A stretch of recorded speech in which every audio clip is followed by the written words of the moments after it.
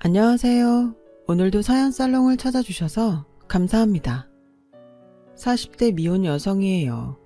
오래전 영화 중에 적과의 동침이란 영화가 있어요. 이상 성격인 남편의 품에서 벗어나려는 아내의 이야기를 담은 영화인데요. 8년 전쯤 저희 집에도 실제 그와 비슷한 일이 있었어요. 물론 동침까지는 아니고 한 집에서 함께 살았으니 적과의 동거 정도로 해야 맞는 표현이겠네요. 아무튼 지금은 그 지긋지긋하고 어이없는 상황에서 벗어났지만 아직도 그때 일을 생각하면 치가 떨리고 자다가도 벌떡벌떡 일어날 정도랍니다. 그래서 이렇게 사연을 보내게 됐어요. 저에게는 10살 어린 여동생이 있어요. 한 배에서 나고 자랐지만 여동생과 저는 닮은 구석이라곤 1도 없어요. 생김새는 물론이고 성격이며 식성, 취향도 완전히 다르거든요. 저희가 먼저 밝히지 않으면 아무도 자매라는 사실을 모를 정도로요. 저는 대부분의 마지들이 그렇듯 생활력과 독립심이 강한 편이에요. 하지만 애교는 없는 편이죠.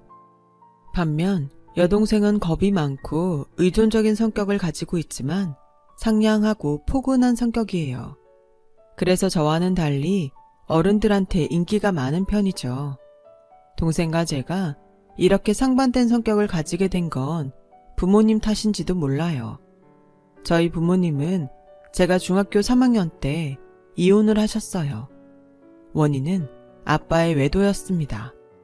저희 아빠는 제가 중학교 1학년 때 직장에서 사고를 당하는 바람에 한쪽 다리를 심하게 다치셨어요. 그 여파로 평생 한쪽 다리를 절게 되셨죠. 다행히 산재 처리가 돼서 매달 상당한 금액의 연금을 받게 됐는데 그때부터 아빠가 변하기 시작한 거예요. 술과 여자에 빠져 살게 되셨거든요. 일을 하지 않아도 따박따박 연금이 나오니 자연스레 사람이 게을러지고 향락에 빠져들기 시작한 거죠. 엄마는 그런 아빠를 대신해 돈을 벌고 살림까지 도맡아 해야 했어요. 아빠가 받는 연금은 고스란히 아빠의 유흥비로 빠져나갔거든요.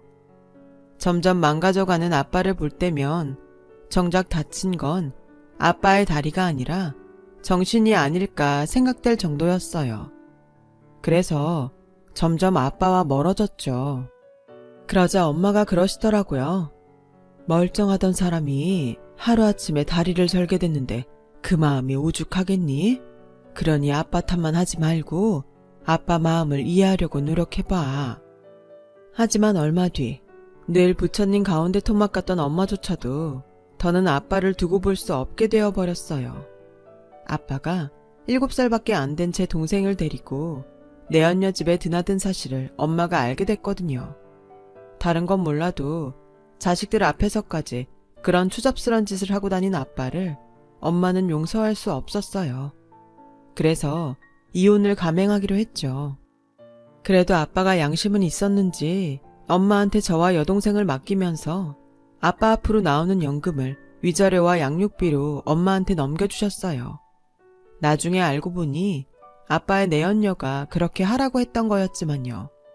여자가 꽤 돈이 있는 사람이었거든요. 처음엔 아빠의 재혼녀한테 자식이 셋이나 있다는 이유로 그렇게 반대를 하시던 친할머니도 그 여자 재산 얘기를 듣고는 바로 결혼 승낙을 하셨다더군요. 어디 그뿐인가요? 고모랑 삼촌까지도 그 여자를 쌍수 들고 환영했대요. 그 말을 들으니 인간이 참 간사하다는 생각이 들었어요. 십수년 가족으로 살았어도 돈 앞에선 바로 남이 될 수 있으니까요. 그동안 저런 인간들을 가족이라고 극진히 대접하고 살아온 엄마가 불쌍하기만 했어요. 그래서 결심하게 되었죠. 앞으로 엄마는 내가 지킨다고요. 그때 이후로 엄마한테 어리광을 부리는 일은 없었어요. 나마저도 엄마한테 짐이 돼서는 안 된다는 생각에 일찍이 어른이 되어버린 거죠. 게다가 10살이나 어린 여동생이 있어서 더욱 내 자신을 다잡았던 것 같아요. 반대로 여동생은 하루아침에 아빠가 사라져버린 것에 대해 상당한 충격을 받았던 것 같아요. 그래서 더 엄마나 저한테 많이 의지하곤 했어요. 문제는 성인이 되고도 이런 성향은 바뀌지 않았고 연애 패턴에도 영향을 끼치게 됐다는 거예요. 유독 나이 차이가 많이 나는 남자한테 끌렸던 여동생은 남자한테 의지하는 경향을 보였어요. 저는 그런 동생이 이해가 안 갔어요. 그래서 싸우기도 많이 싸웠죠. 모든 자매들이 그렇듯 정말 치열하게 싸우며 자랐습니다. 물론 엄마 몰래 말이죠. 그래도 중학생 때까지는 그럭저럭 말을 듣던 여동생이 고등학생이 되고부터는 지도 머리가 컸다고 반항을 하기 시작하더라고요. 학교 생활에 적응을 못했던 탓도 한몫했던 것 같네요. 늘 학교에서 겉돌기만 하던 여동생은 지보다 7살이나 많은 남자를 만나면서부터 툭하면 학교도 빠지고 성적도 떨어지기 시작했어요. 그러자 엄마는 제게 동생과 이야기를 좀 나눠보라고 하시더군요. 아무래도 엄마보다는 언니가 마음 터놓고 얘기하기 편할 테니까요. 그래서 동생을 불러 밖에서 저녁을 사주며 진로에 대한 얘기를 나눴어요. 그랬더니 대뜸 이러지 뭐예요. 언니, 나 학교 그만두면 안 돼? 언니처럼 공부를 잘하는 것도 아니고 학교에 다녀야 할 이유를 모르겠어. 그냥 알바나 하면서 돈 벌다가 오빠랑 결혼이나 할까봐. 뭐? 네 나이가 몇인데 벌써 결혼 타령이야. 그리고 너 지금 학교 그만두면 중졸이야. 고졸로 살기도 힘든 세상에 중졸 학벌로 뭘 하고 살겠다는 건데? 세상이 그렇게 호락호락한 것인 줄 알아? 정신 차려 이 기집애야. 남자한테 빠져서 허우적대다간 네 인생 쪽나는 건 한순간이야. 넌 엄마한테 미안하지도 않니? 엄마가 우리를 어떻게 키우셨는데 네가 이따위 말도 안 되는 소리를 하는 거냐고. 지금 만나는 그 남자가 정말 너랑 결혼할 생각이 있을 것 같니? 혼자 힘으로 살 능력도 없는 애를 미쳤다고 그 남자가 떠안고 살겠냐고. 그러니까 남의 인생에 기대 살 생각 그만하고 네 스스로 독립할 생각해. 전공을 찌르는 제 말에 동생은 약간 충격을 받은 것 같았어요. 그래도 어쩌겠어요. 철딱선이 없는 동생이 정신을 차리려면 이 정도 충격은 받아야 한다고 생각했죠. 하지만 이런 제 마음과 달리 그날 이후 동생은 아예 저와는 대화조차 하려고 들지 않았어요. 그리고는 얼마 뒤 집을 나가버렸고 출석 일수 부족으로 결국 학교에서 퇴학을 당하게 되었어요. 엄마는 이게 다 자신이 자식 교육을 잘못 시켜서 그렇게 된 거라고 자책을 하셨지만 저는 생각이 달랐어요. 한부모 밑에서 똑같이 교육받고 자랐음에도 이렇게 다른 모습으로 자란 건 분명 본인 탓이니까요. 그때부터 저와 여동생은 각을 세우고 살게 되었어요. 남보다 못한 사이처럼 냉랭한 관계로 말이죠. 집을 나갔던 동생은 1년 뒤 집으로 돌아왔어요. 사귀던 남자한테 실컷 이용만 당하다가 결국 버려진 거였죠. 제 눈에는 너무도 당연한 결과였지만 동생은 그 일로 충격을 받았는지 한동안 방구석에 처박혀 사람들도 만나지 않은 채 은둔 생활을 했어요. 그러다 동생이 다시 방에서 나온 건 엄마 때문이었어요. 엄마가 암 진단을 받으셨거든요. 게다가 이미 진행이 많이 된 상황이라 부랴부랴 입원해서 바로 항암 치료를 시작해야 했어요. 그러다 보니 엄마를 간병할 사람이 필요했던 거죠. 당시 저는 직장에 다니고 있던 터라 동생이 엄마 곁을 지키게 된 거예요. 의지할 사람이라곤 엄마뿐이었던 동생은 힘들다는 말 한마디 없이 힘든 간병 생활을 했어요.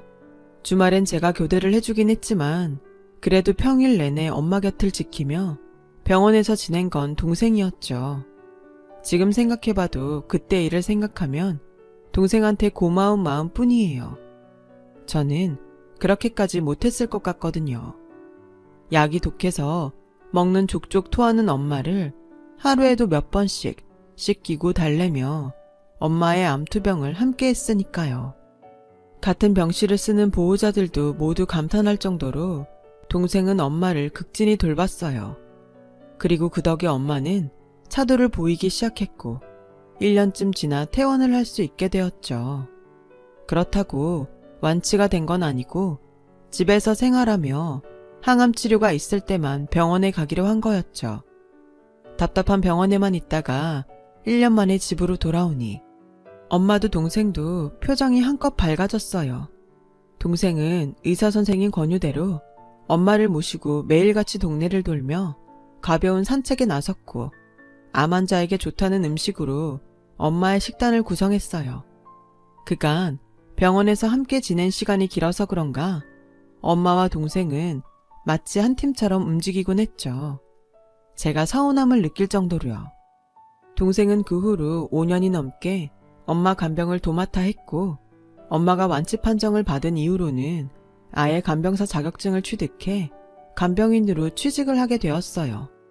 엄마가 암에 걸렸다는 얘기를 들을 때만 해도 하늘이 무너지는 것 같았는데 결과적으로는 동생의 인생에 새로운 문을 연 계기가 된 셈이었죠.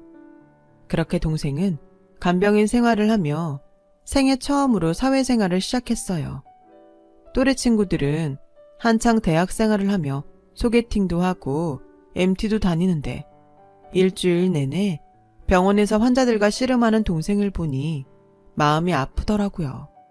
비록 몇 년간 사이가 벌어져 남보다 못한 사이로 지내긴 했지만 그래도 피를 나눈 형제인데 왜 안 그렇겠어요. 그래서 하루는 동생한테 그랬죠. 검정고시를 봐서 대학에 들어갈 생각 없냐고요. 사회복지학과나 관련 학과를 나오면 지금보다 편한 일을 하며 살 수 있을 거라고요. 언니가 보기엔 내가 하는 일이 하찮아 보이는 모양인데 나한테는 세상 무엇보다 중요한 일이야. 난 지금껏 남한테 의지하고 살 줄만 알았는데 병원에선 내 도움이 절실한 사람들 뿐이더라고. 내가 누구한테 도움이 될 거라고는 정말 꿈에도 몰랐는데 말이야. 힘들고 욕도 많이 먹는 일이지만 그래도 난 이 일이 좋아. 언니가 내 걱정하는 마음은 알겠는데 그러지 않았으면 좋겠어. 제 눈엔 아직도 철없는 중학생으로 보였던 동생은 어느새 속이 꽉 찬 어른이 돼 있더라고요. 동생을 위한답시고 제멋대로 대학에 가서 편한 직업을 찾으라고 했던 제가 너무 창피할 정도로 말이죠. 이제는 동생이 제 몫을 하며 살 것 같다는 안도감이 들었어요. 그래서 예전처럼 동생을 감시하거나 단속하는 일은 더는 안 하게 되었죠. 집안일도 안정이 되고 걱정 없이 평온한 나날들이 이어지던 가운데 회사에서 유럽 지사 파견 신청 공고를 보게 되었어요. 그동안 쉴 틈 없이 일에 빠져 사느라 변변한 해외여행 한번 못 해본 저로선 일하며 유럽 생활을 할 수 있는 좋은 기회를 놓치고 싶지 않았어요. 하지만 이런 생각을 하는 사람이 어디 저뿐이겠어요? 소문으로는 경쟁률이 어마어마할 거라고 하더군요. 그래서 지레 겁먹고 포기할까 했는데 일찍 결혼한 동기가 그러는 거예요. 네가 남편이 있냐 자식이 있냐? 그러니까 훌훌 떠나. 한 번뿐인 인생 너도 한 번쯤은 널 위해 살아봐야 하지 않겠니? 더없이 좋은 기회잖아. 눈 딱 감고 지원해봐. 혹시 아니? 네가 떡하니 합격할지? 동기의 응원에 난생 처음 용기를 내 파견 지원을 하게 되었고 결과는 합격이었죠. 막상 파견을 떠나게 되자 그제야 겁이 덜컥 나더라고요. 완쾌를 했다고 하지만 그래도 엄마를 동생한테 맡겨두고 나 혼자 떠나는 게 왠지 미안하고 걱정이 됐거든요. 그래서 집에다가는 말도 못하고 혼자 소가리만 하고 있었는데 동생이 제게 무슨 걱정 있냐고 묻는 거예요. 그래서 2차 저차 해서 유럽지사로 파견을 가게 됐다고 얘기를 했더니 선뜻 갔다 오라고 하지 뭐예요. 죽으러 가는 것도 아닌데 웬 걱정? 엄마가 걱정돼서 그러는 거라면 걱정 붙들어 매셔. 유능한 간병인이 한 집에 있는데 뭐가 걱정이야. 그러니까 우리 걱정하지 말고 마음 편하게 다녀와. 올 때 선물이나 두둑이 사오고 엄마한테는 내가 잘 얘기해 둘게. 늘 어린 줄만 알았던 동생이 이제는 철이 들어서 언니 생각까지 해주는 걸 보니 기분이 참 묘하더라고요. 덕분에 저는 마음 편히 해외 파견을 나갈 수 있었어요. 그렇게 1년이 지난 어느 날이었죠. 정신을 차린 줄 알았던 동생이 얼마 안 가 또 다시 저를 실망시키는 사건이 벌어지고 만 거예요. 늦은 밤 동생이 전화를 했더라고요. 뜬금없이 결혼을 한다나요? 갑자기 결혼을? 어떤 남잔데? 얘기를 들어보니 결혼 상대는 병원에서 알게 된 환자 가족으로 자기랑 20살 가까이 차이가 나는 남자였어요. 기가 차더군요. 동생은 그 남자를 통해 아빠에 대한 향수를 느낀 모양이었어요. 사랑이 아닌 기댈 대상을 찾은 거였죠. 이런 동생의 연애 성향은 인생 최악의 남자를 만나게 되는 단초가 된 거예요. 저는 해외에 나와 있던 처지라 당장 한국으로 달려가 동생을 뜯어 말릴 수도 없었죠. 할 수 있는 거라곤 매일 전화를 걸어 동생을 회유하는 것 뿐이었어요. 하지만 그렇게 시간이 흐르는 사이 동생은 엄마와 제게는 비밀로 혼인신고까지 마쳤더라고요. 식도 올리지 않은 채 말이에요. 이젠 빼도 박도 못할 상황이 된 거죠. 그러던 어느 날이었어요. 하루는 엄마한테 안부 전화를 했는데 옆에서 남자 목소리가 나는 거예요. 누구냐고 물었더니 누구긴 누구니? 네 제부지. 처음엔 남자가 나이도 많고 그래서 반대를 했는데 같이 살아보니 사람이 괜찮더구나. 윤정이도 많이 아끼고 너도 없는데 나 혼자 두기 그렇다고 굳이 날 모시고 살겠다잖니. 요즘에 이런 사람이 또 어딨니? 덕분에 말년에 사위 수발받고 살고 있다. 저희 집에 들어와 살고 있다는 말에 황당했지만 한껏 들뜬 엄마 목소리를 들으니 화도 못 내겠더라고요. 한편으론 자식인 내가 해야 할 도리를 대신해준다니 고맙기도 했고요. 그래서 어차피 엎질러진 일 그냥 덮고 잘 지내보자 생각했어요. 그렇게 시간은 흘러 파견을 마치고 한국으로 돌아가게 되었어요. 그런데 막상 한국으로 돌아와 보니 생각지도 못한 걱정이 생기더군요. 지금껏 남자 없이 새 모녀가 살았던 집에 제부가 들어오니 이래저래 여간 불편한 게 아니었거든요. 일단 화장실 사용만 해도 그래요. 안방 화장실은 엄마 방에 있어서 저는 거실에 있는 공용 화장실을 사용했는데 제부랑 같은 화장실을 사용하다 보니 볼일을 볼 때마다 신경이 쓰였어요. 변기 사용만 해도 그래요. 제부가 사용하고 나오면 변기 주변에 소변이 튀어 있어서 찝찝하고 기분이 나빴거든요. 거기다 한여름에도 집에서 속옷을 차려입고 있어야 해서 여간 불편한 게 아니었어요. 거기다 거실 TV도 거의 제부 차지가 돼버려서 야구나 축구 중계가 있는 날이면 우리 새 모녀는 늘 보던 드라마도 못 보고 룰도 모르는 스포츠 경기를 봐야만 했죠. 그런데 이런 건 사실 문제도 아니었어요. 사람 사는데 생기는 문제의 대부분은 돈 아니겠어요? 바로 그 돈 문제가 불거져 나온 거였죠.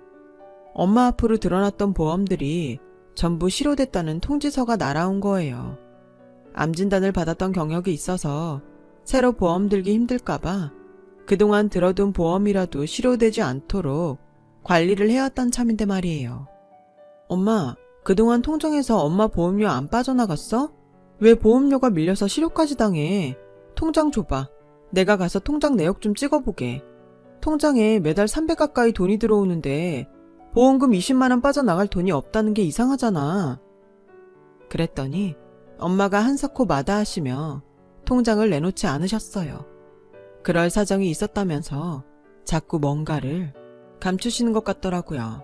하지만 제가 물러서지 않자 결국 말씀을 해주시더군요. 뭐? 그럼 지금까지 엄마 돈으로 생활을 했던 거야? 제부 사업자금도 엄마가 대주고? 제가 한국에 없는 동안 동생 내외가 엄마를 모시고 살았다더니 실상은 두 인간이 엄마한테 기생한 거였어요. 생활비도 이혼할 때 아빠가 엄마한테 이전해준 연금으로 해왔고 심지어 장모를 모신다는 이유로 엄마한테 사업 자금까지 받아서 치킨집을 차렸다가 홀라당 날려먹었다더라고요. 그래놓곤 엄마를 모시긴커녕 엄마 돈으로 지들 여행이나 다니고 지난 2년간 일도 않고 살았다더라고요.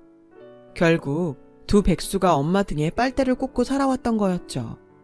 엄마는 혹여 제가 알게 되면 집안에 분란이 일지 않을까 걱정돼서 그동안 입을 다물고 계셨던 거고요. 저 오후부터는 둘 다 놀고 있는 게 들킬까봐 아침 저녁으로 출퇴근하는 쇼를 해봤던 거예요. 윤경아, 윤정이를 봐서라도 참아라. 쟤들이라고 저러고 살고 싶겠니? 지들 딴엔 한다고 하는데 일이 안 풀리니까 할 수 없이 그러는 거지. 이제 너도 왔고 쟤들도 분가하라고 할 테니 그간 일은 모른 척 묻어줘. 엄마가 이렇게 부탁한다. 엄마한테 제 동생이 아픈 손가락인 건 알고 있지만 그래도 제 상식으론 이해가 가지 않았어요. 도대체 어떻게 생겨먹은 인간들이길래 나이든 부모 연금까지 빼먹고 살 생각을 한대요. 나이살이나 처먹은 것들이 말이에요. 그래서 일단 집에서 동생 내외부터 내보내기로 했어요. 제부, 그동안 저희 엄마 모시고 살아줘서 고마운데요. 이젠 저도 돌아왔고 다 같이 살기엔 집도 좁으니까 이제 그만 분가하세요. 아니 처형, 분가라뇨. 가족이 달래 가족인가요? 한 지붕 아래 북적거리고 살면서 숟가락 부딪혀가며 지지고 볶고 사는 게 가족 아닙니까? 전 부모님이 일찍 세상을 떠나셔서 우리 장모님이 제 어머니 같습니다. 그러니까 장모님은 제가 모실 테니 처형이 분가를 하시죠. 윤정아, 너도 그게 좋지 않겠어? 그러자 동생은 빙그레 웃으며 고개를 끄덕이더군요. 마치 제부가 누르는 리모컨 버튼에 반응하는 TV처럼요. 아니, 뭔가 착각을 하는 모양인데요. 제 말은 더는 고양이한테 생선을 맡길 수 없다는 얘기예요. 저 없는 동안 무슨 돈으로 생활했어요? 오픈한 지 1년도 안 돼 닫은 치킨집은 누구 돈으로 차렸냐고요? 저희 엄마 돈이었죠? 그래놓곤 둘 다 일도 안 하고 여지껏 우리 엄마 등골 빼먹고 사는 거 아니냐고요? 그래놓고 뭐요? 돌아가신 어머니처럼 생각을 한다고요? 제부는 부모님 살아생전에 부모 등에 빨대 꽂고 살았었나 봐요. 됐고요. 더 길게 말 안 해요. 일주일 내로 집 구해서 나가주세요. 사람이 양심이 있어야지. 어쩜 이렇게 뻔뻔할 수가 있어요? 윤정이 너도 정신 차려 이 기집애야. 그러자 제부 얼굴이 붉어지더니 버럭 소리를 치는 거 있죠. 이봐요 처형, 사람 무시하지 말아요. 내가 돈이 없어서 여기 이러고 사는 줄 아십니까? 저도 돈 있어요. 이깟 푼돈 때문에 나보다 나이도 어린 처형한테 이런 수모 받고 살 사람 아니라고요. 윤정이 너 말해봐. 네가 우리 어머니 간병인이었으니까 잘 알 거다. 우리 어머니 돌아가실 때 내 앞으로 땅 해주신 거 너도 알지? 저요, 어마어마한 땅 부자예요. 근데 왜 이러고 있냐? 그 땅값 오르길 기다리느라 이러고 있단 말입니다. 땅만 팔면 장모님한테 빌린 돈 2배, 아니 10배 쳐서 갚을 거라고요. 저 형이 돈 좀 번다고 유세 떨고 싶은 모양인데 내가 땅만 팔면 그땐 처형도 내 앞에서 큰 소리 못 칩니다. 윤정아, 가서 땅 문서 가져와. 처형이 날 아주 거지새끼 취급을 하는데 그 땅 문서 좀 보여주게. 제부 말이 떨어지기가 무섭게 동생은 땅 문서를 들고 나왔어요. 그렇게 날 못 믿겠다면 이 땅 문서 처형한테 맡기면 되겠습니까? 이거 내주면 되겠냐고요. 사람이 그러는 거 아닙니다. 기껏 장모 생각해 처가살이하겠다 나선 사람한테 이러면 안 된다고요. 제부 말대로 엄청난 규모의 땅이 있기는 했어요. 하지만 문서상으로는 그 땅 시세가 어떻게 되는지 알 수도 없고 맹지인지 아닌지 알 수 없었죠. 그래도 일단 땅 문서라도 잡아놓는 게 낫겠다 싶어 땅 문서와 더불어 각서를 받아두기로 했어요. 엄마와 동생은 그렇게까지 해야겠냐고 했지만 세상에 믿을 사람이 어딨어요. 부모한테도 배신당하고 사는 마당에. 그래서 다음날 제부를 데리고 근처 변호사 사무실로 갔어요. 거기서 각서를 쓰고 공증까지 받았죠. 제부는 제가 이렇게까지 나올 줄은 몰랐던지 꽤나 당황하는 듯 했어요. 아무튼 그 일은 그렇게 매듭을 지었고 남은 건 동생 내외의 분가였죠. 제가 말미를 주었던 일주일이 코앞에 다가왔거든요. 제부가 어떻게 나오나 볼참이었는데 글쎄 집을 구했다며 그 주 토요일에 이사를 나가겠다고 하지 뭐예요. 돈이 어디서 생겨서 그렇게 빨리 이사를 하나. 궁금하긴 했지만 물어봤자 머리만 아프니 더는 묻지 않았어요. 융자를 받던 사채를 끌어다 쓰던 내 알 바 아니다 싶었죠. 그리고 그 주 주말 동생 내외는 약속대로 이사를 나갔고 저는 엄마와 단 둘이 살게 되었어요. 그런데 10수년간 연락이 없던 아빠가 집으로 찾아왔지 뭡니까. 다짜고짜 결혼을 축하한다며 양심상 식장에 손잡고 들어가겠다는 말은 차마 못하겠다며 고개를 숙이더군요. 뜬금없는 소리에 혹시 어디가 아프신 거 아니냐고 물었어요. 그랬더니 글쎄 얼마 전에 아빠한테 제 남편감이란 사람이 찾아와 인사를 하고 갔다지 뭐예요. 부모 노릇도 못하고 산 내가 해줄 게 뭐 있겠니. 전셋집 보증금 구할 돈이 부족하다고 해서 집사람한테 말해 5천을 해줬는데 너한테 말 안 하디? 아니, 그 사람이 누군 줄 알고 함부로 돈을 줘요. 아빠 제정신이에요? 윤정이랑 같이 왔길래 의심 않고 내줬다만 그럼 너 결혼하는 거 아니야? 그 말을 들으니 내 남편감이라고 속인 사람이 누군지 알 것 같더군요. 제부가 틀림없었어요.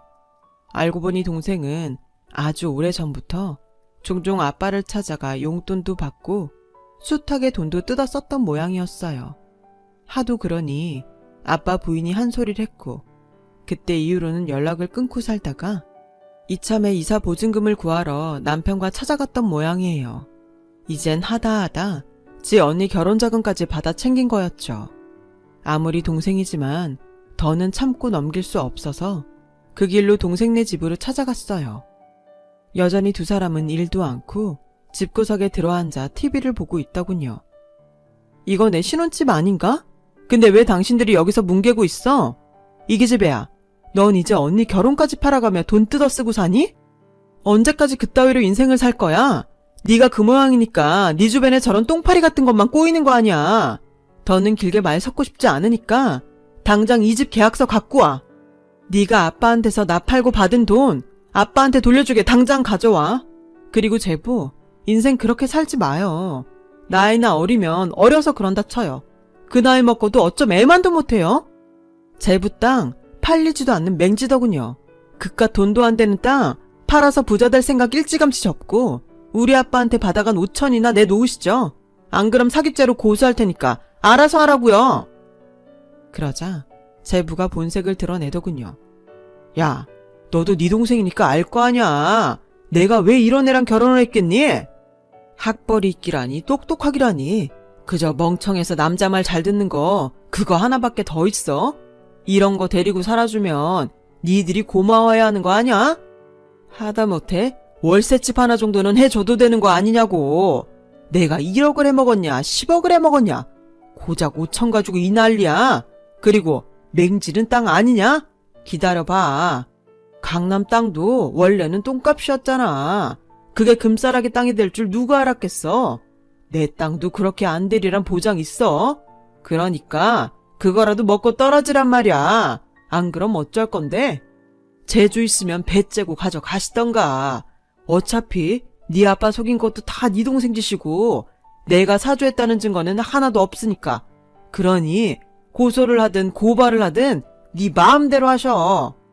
그래 봐야 네 동생 인생 망치는 거지 내 인생 망치는 거 아니니까. 아주 대놓고 배째라는 식으로 나오더라고요. 지 남편의 이런 태도에 동생은 많이 놀란 표정이었어요. 사랑인 줄 알았는데 모든 게 처음부터 사기였다는 걸 알게 되자 그대로 무너져 버리더군요. 동생은 자리에 주저앉아 눈물만 뚝뚝 흘렸어요. 불쌍하긴 했지만 자업자득이었죠. 결국 돈도 안 되는 제부의 땅을 엄마 명의로 돌리는 선에서 제부와의 채무는 일단락 짓기로 했어요. 몇 달 뒤 동생은 3천만 원을 가지고 집으로 찾아왔어요. 제부와는 이혼을 했고 살던 집은 처분을 했으나 보증금 3천 외에 나머지 돈은 살림살이를 사느라 써서 없다고 나머지 2천은 버는 대로 갚겠다고 하더군요. 현재 자신은 다시 간병인 일을 시작해서 병원에서 지내고 있다고 했어요. 엄마는 밖에서 고생 말고 집으로 들어오라고 하셨지만 동생은 끝내 거절하고 돌아갔어요.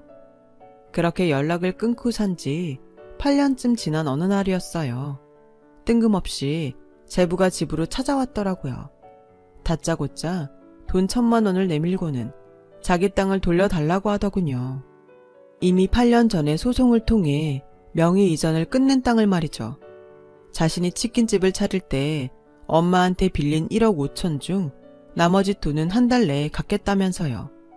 그 말을 들으니 왠지 그대로 땅 문서를 내주면 안 될 것 같더라고요. 이 인간이 뭔가 꿍꿍이가 있는 것 같았거든요. 그래서 일단 생각해 보겠다고 하고 돈과 함께 제부를 돌려보냈어요. 그리고는 부동산에 연락해 땅 시세를 알아보았는데 세상에 맹지인 줄 알았던 그 땅 일대가 개발이 추진되면서 엄청 가격이 올랐지 뭐예요. 수십억은 좋게 되겠더라고요. 그럼 그렇지. 이 인간이 그 소식을 듣고 득달같이 달려온 거였어요. 다음날 제부가 다시 아침 일찍 찾아왔길래 땅은 돌려줄 수 없다고 했더니 길길이 날뛰면서 자기 땅 내놓으라고 발광을 하더라고요. 이봐요. 당신 땅이라뇨. 그게 어떻게 당신 땅이야? 우리 엄마 땅이지. 기억 안 나? 명의 이전까지 끝낸 거? 왜? 우리 엄마 돈 맹지랑 퉁칠 땐 좋아라 하더니 그 땅이 엄청 올랐다니 배 아파 못 살겠어? 이거 완전 도둑놈 심보네. 더 할 말 없으니까 나가요. 댁처럼 거지근성으로 똘똘 뭉친 인간이랑은 더 할 말 없으니까. 한 번만 더 우리 집에 와서 행패 부리면 그땐 경찰 부를 줄 알아. 그러자 제부는 눈이 뒤집혀서는 저를 밀치고는 땅 문서를 찾으려고 온 집안을 뒤집어댔어요. 그 바람에 화분이며 집기들이 깨지기도 했죠. 참다 못한 저는 경찰에 신고를 했고 결국 제부는 주거 침입에 폭행, 재물 손괴죄로 현장에서 체포됐어요. 이 일로 제부는 저희 모녀 주변에 접근할 수 없도록 접근 금지 명령까지 받게 되었죠. 얼마 뒤 엄마는 제부한테 받았던 그 땅을 엄청난 돈을 받고 팔았어요. 엄마는 그 돈을 반으로 나눠 동생과 제게 주시기로 했어요. 그래서 8년 만에 동생을 찾아갔는데 글쎄 한사코 그 돈을 받지 않겠다지 뭐예요. 자기한텐 그럴 자격이 없다면서요. 비록 몸은 힘들지만 지금처럼 환자를 돌보며 사는 게 자신은 더없이 편하고 좋다고요. 그러니 그 돈은 필요 없다더군요. 그래서 일단 그 돈은 제가 통장에 묻어두기로 했어요. 언제고 동생이 필요하다고 할 때 주려고요. 대신 엄마도 이제 많이 늙으셨고 언제 어떻게 되실지 모르니 앞으로 엄마 생신이랑 명절 때는 집에 오라고 했어요. 엄마가 많이 보고 싶어 하신다고요. 그랬더니 동생이 눈물을 글썽이더군요. 지도 엄마가 많이 그리웠던 모양이에요. 그 모습을 보니 마음이 아리더군요. 사건 사고도 많았지만 그래도 어쨌든 내 동생이니까요. 비록 늦은 감은 있지만 지금이라도 동생이 올바른 인생을 살게 돼서 얼마나 다행인지 몰라요. 이제는 동생이 마음의 짐을 좀 덜고 행복한 삶을 살기를 바랄 뿐입니다. 긴 사연 들어주셔서 고맙습니다. 좋은 하루 되시고 항상 건강하세요. 여러분, 사연 댓글에 응원과 현명한 조언 부탁드려요. 좋아요와 구독은 저에게 큰 힘이 됩니다. 오늘도 좋은 일 가득하세요.